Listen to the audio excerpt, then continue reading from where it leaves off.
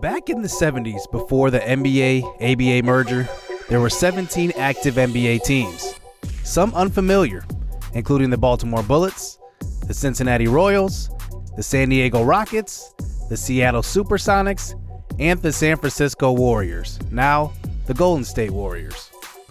What many new NBA fans don't know is there was once an NBA team in Buffalo, the Buffalo Braves. After a couple moves and rebranding, eventually, now, they've turned into the LA Clippers.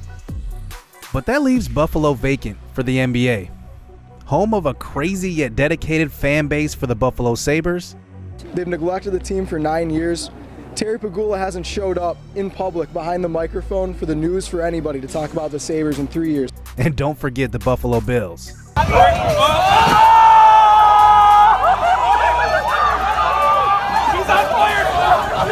But today, we change that.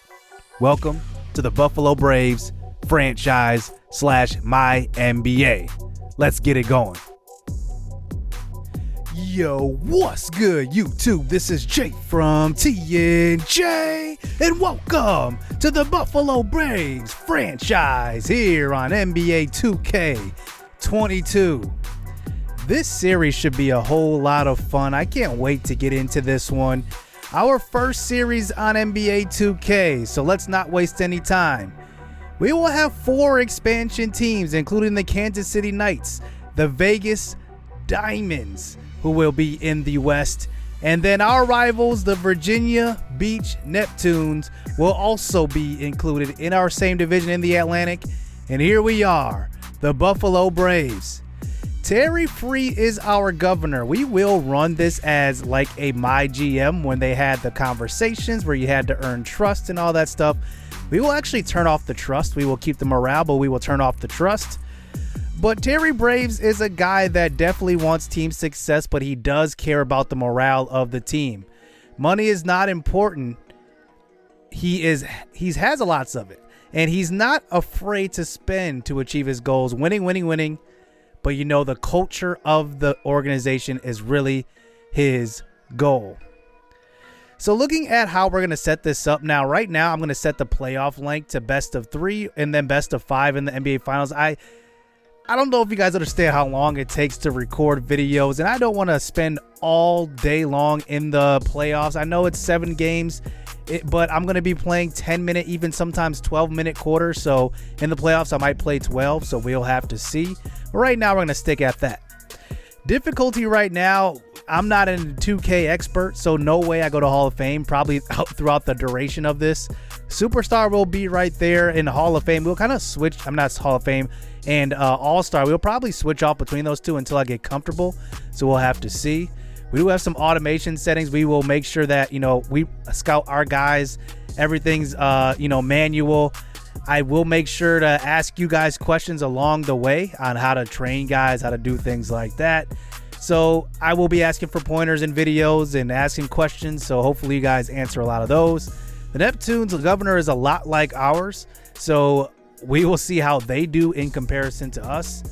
And we go into the expansion draft. This is a 4-team expansion draft. And right away we get into it. And we have the number 1 pick in this draft. This was completely random. So it's going to be a snake draft. So I did not choose the ordering or anything like that. So let's get into this. Let's choose our player. There were 12 protected players for each team. So we're pretty much getting the 13th guy or a guy they really just want to get rid of. Draymond Green is the top guy. I'm surprised that the Warriors would not want to keep him, but I guess he has a high price tag and he is 31. Here are the rest of the top players. Our goal in this draft is really to draft young early, but to have guys that are also older that can mentor our young guys. That is kind of my goal as far as this expansion draft.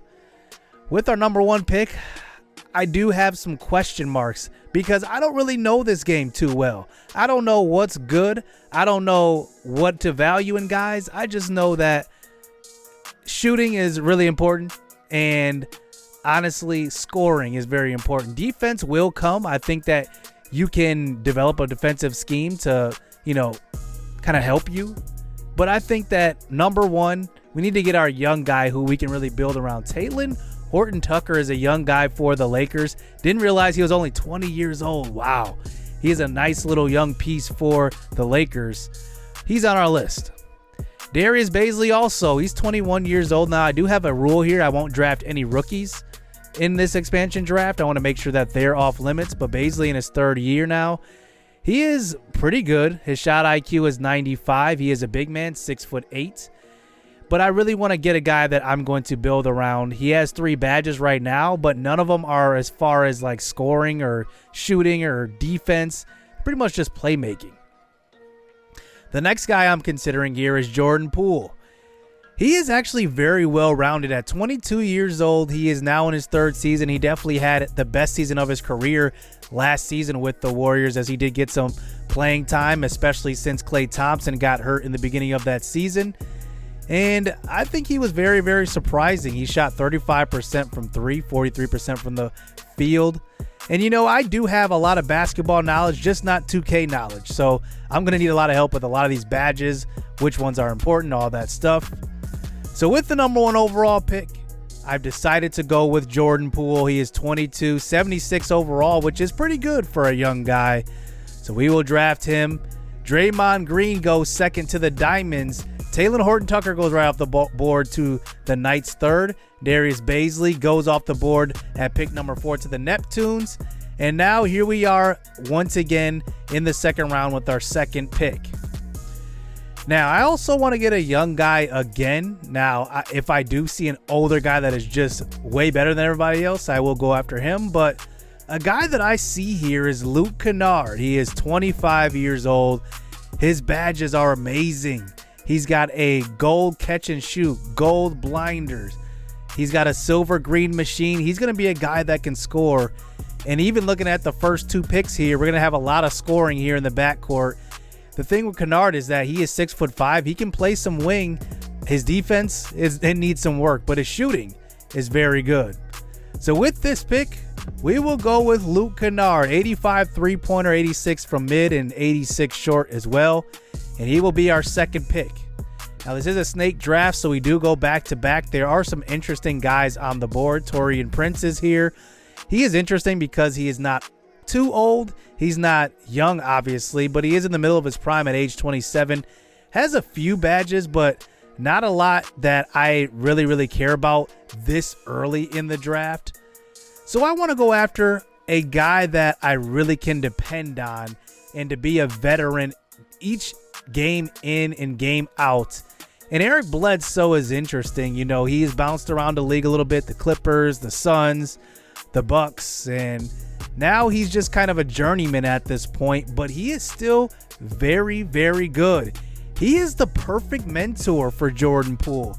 He has excellent defense, and he also has excellent playmaking skills. So we will draft our backcourt with our first 3 picks.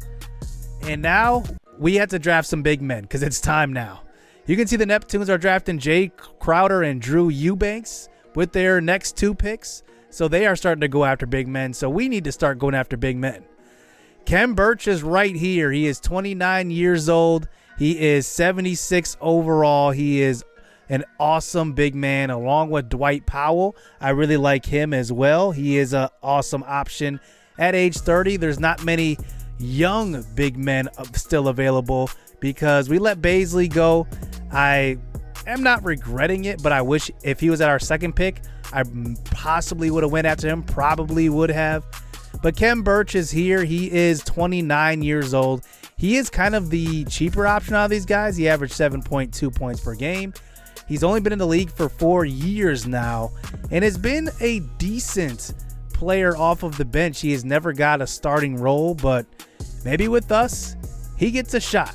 Who knows? Now, one thing about our team is that we will be centered around scoring in the backcourt, and our big men will probably be more tailored towards defense. So I'm going to go with Kem Birch. He is a cheaper option. We had to pay attention to the contracts as well because that will determine, you know, how much salary cap we have, how committed to we are to these guys down the road. So we'll see. We go with Taurean Prince back to back, so we will get another big man, I guess. He's not really a true big man. He's kind of a in-between wing player. He can play a little small ball center, but we'll see. but I don't know if he's going to be a starter for us. I just like him as another body to come off the bench.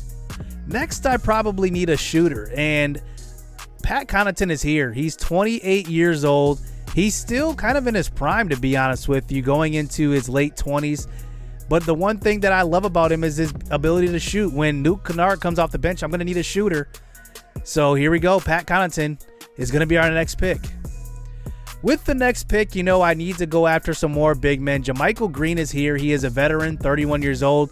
Like I said, there's not a lot of younger big men on the board right now, so I will go after him. And he is 76 overall, and he has a cheaper contract. It's not too expensive, so I will go after him. But we do need to go after a young center. I said there wasn't too many that are high overall, but there are some that are still young. Marko Simonovic is going to be here, and he is 22 years old. And I said I wouldn't go after rookies, but he was a second-round pick last year. So I like him, and he will be added to our squad. I'm looking forward to developing Simonovic. He's going to be interesting. The next guy I want to look at here is Cassius Winston. He is interesting. I don't know too much about him out of Michigan State, but he was a second-round pick as well 2 seasons ago. 23 years old, not bad. So maybe getting a nice young point guard to develop. The next guy I want to go after is Gary Harris. This is the first big contract we're taking on, $20 million over the next 3 years. We'll see if we actually end up keeping him. We'll see. Markieff Morris is a nice cheap older veteran, $1.62 million for him. And then next, Taco Fall is there. I mean, why not go after a 7'5" guy? He's got some upside. I don't know how good that upside is, but we'll see. We end up going after a couple of older veterans at the end of that draft. And the last pick ends up being P.J. Tucker going to the Neptunes. So we decide to actually do our own flavor on this series. We will, if you follow my channel, always include you guys in these series. So right away, we are going to include some of our subscriber members who are members on my channel. If you do not know what that is, there is a link in the description to join as a member. It is basically a monetary donation each month, and you guys help support the channel, help keep me going. And also there are perks. You guys get to get in the series as well. So we will sign a couple of them. The first is Kerry Stringer, and the second is Lorenzo Johnson, a big man, 70 overall, and he is actually a pretty good big man. I mean, standing dunk at 90, driving dunk at 81, close shot at 88. So we're going to look to get him the ball in the post. Hopefully we can develop that a little more, and that's kind of why I wanted to draft a veteran big man to kind of help with the development of Lorenzo Johnson. We'll have to see. But it's going to be quite the journey here. I don't expect to compete here in year number 1. So developing guys is definitely going to be a big key. Ken Birch is going to be a mentor for Lorenzo Johnson right away. And he has 3 badges: Pogo Stick, Rebound Chaser, and Worm. No idea what Worm does. Pogo Stick, I assume, is, you have good hang time or you get after rebounds or something like that. I'm not really sure. But we will learn those as we go. Like I said, Eric Bledsoe is the perfect mentor for Jordan Poole at 22 years old. I like Poole as a combo guard. I could see him as kind of a Russell Westbrook type of guard. Westbrook is kind of ball dominant. I don't need Jordan Poole to be that. But I can see him as being a combo guard, playing point guard if he needs to, and also playing the 2. Now, our system will be balanced. There's a lot of stuff to go through here. And really, one of the main things they added this year was the My Staff, and basically added all of these different positions. You have a shot doctor, you have a post defense coach, you have a post offense coach, you have everything. I mean, there's too many. We don't even have that much budget to hire every single one of those. So I don't know what we're going to do for hiring a lot of our staff. So right away, this is what our minutes are going to look like tentatively. I'm definitely going to be adjusting this. Bledsoe will probably lead us in minutes. He is a guy that's kind of been an Iron Man in the league. I mean, he is a high energy guy. He has been hurt in his career, but I think that he's just got that energy and that kind of leadership at that point guard position. He's tough. He brings toughness. He's excellent defensively. So he will definitely be our first scoring option.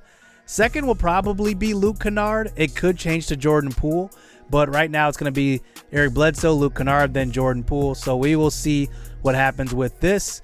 And our offensive focus, we will kind of run a freelance offense. I will run plays. I definitely want it to be kind of more realistic in that way. So we will be having a freelance offense. We will run the plays, do all that stuff.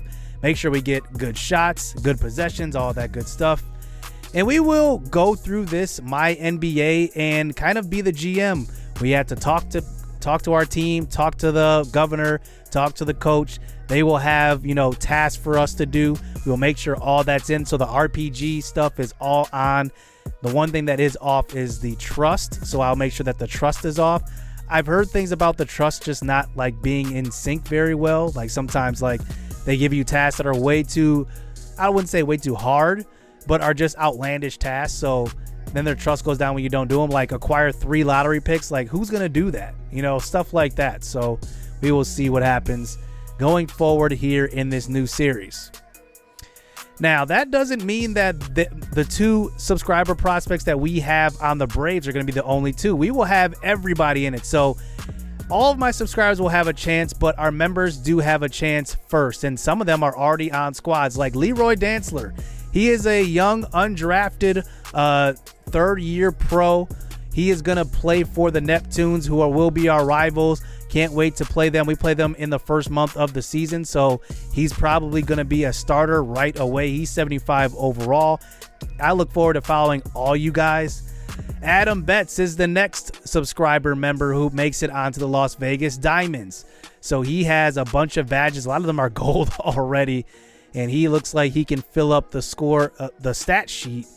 And I'm looking forward to seeing, when you guys do submit, not this video, but I will have it later in the season when you guys can submit, and you guys will be added to the draft class. So watch out for that. But here is what the Las Vegas Diamonds look like. They have a decent team. They will be in the West.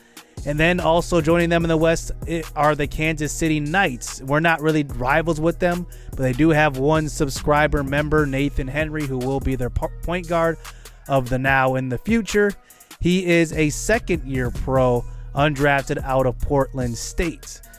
So it's going to be interesting to see a lot of these teams really develop alongside us. I wanted to include 4 total expansion teams so that we have a good comparison onto where we are as a squad.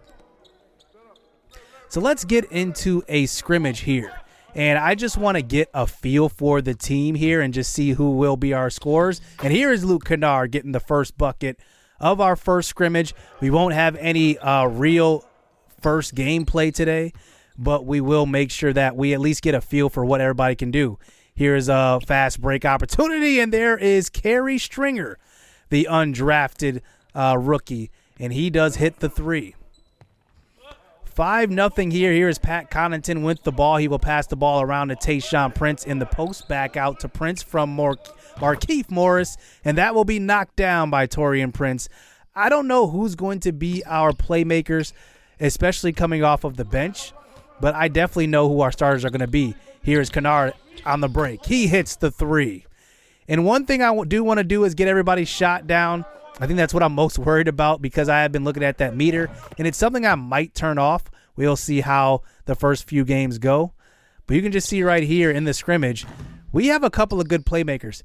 Here's JaMychal Green getting the rebound, passing up to Kennard, and Kennard has been hot here in the scrimmage. You can see this is what he's going to do quite a bit, knock down a lot of shots. So here is Jordan Poole handling the ball. He does get ripped away going to the lane. This is Taurean Prince on the break, passing it back out to Pat Connaughton, who hits the 3. Now, that is one thing I do want to keep is Pat Connaughton on the bench. He will get starts here and there, but I definitely do need that shooter off the bench. I think he's going to provide it. Here is Kerry Stringer running with the 1s this scrimmage, and he does get the bucket there on the 3.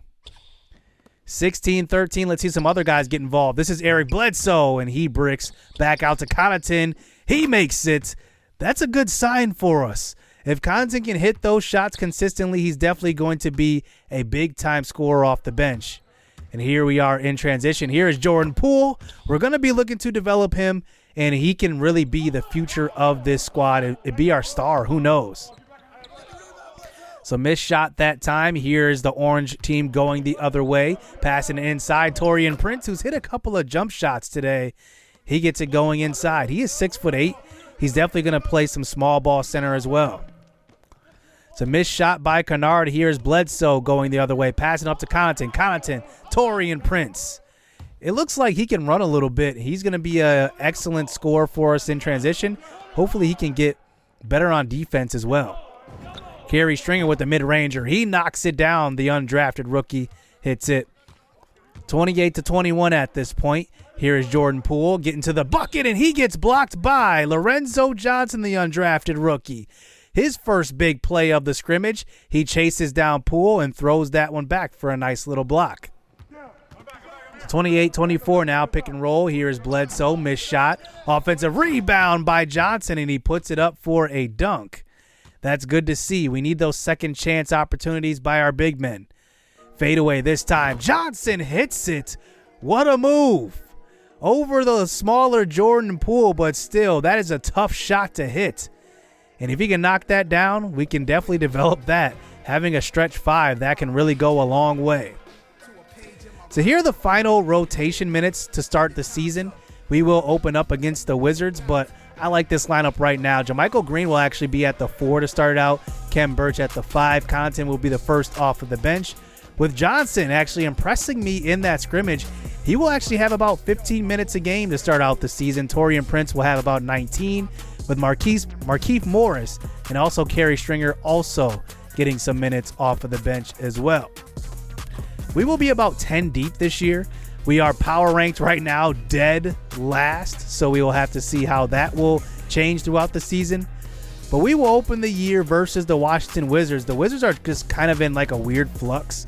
They are not a great team. They just got rid of Russell Westbrook. And I think they're looking for an identity. Do they keep Bradley Beal around? That is what they want to do more than likely, but we'll see if Bradley Beal really wants to stay with them. But that's going to do it here for episode 1. We will open up the season versus the Wizards, and really I'm looking forward to this series, getting you guys involved in the draft classes as well. That's going to be fun to follow. So hope you guys enjoyed episode 1. Next episode we will have some gameplay for the first time. So hit subscribe, hit that like button. Stay tuned. Let's get it. Let's go. I like getting money, I got time to get it. Target on me, so my car's a tenant. Dancing with the devil, I don't bargain with it. Bobbing in the dash, and the stick is with it. And I hit the 4-5 on the west side. But I'm from the east side, this how we slide. This how we ride, yeah, this how we ride.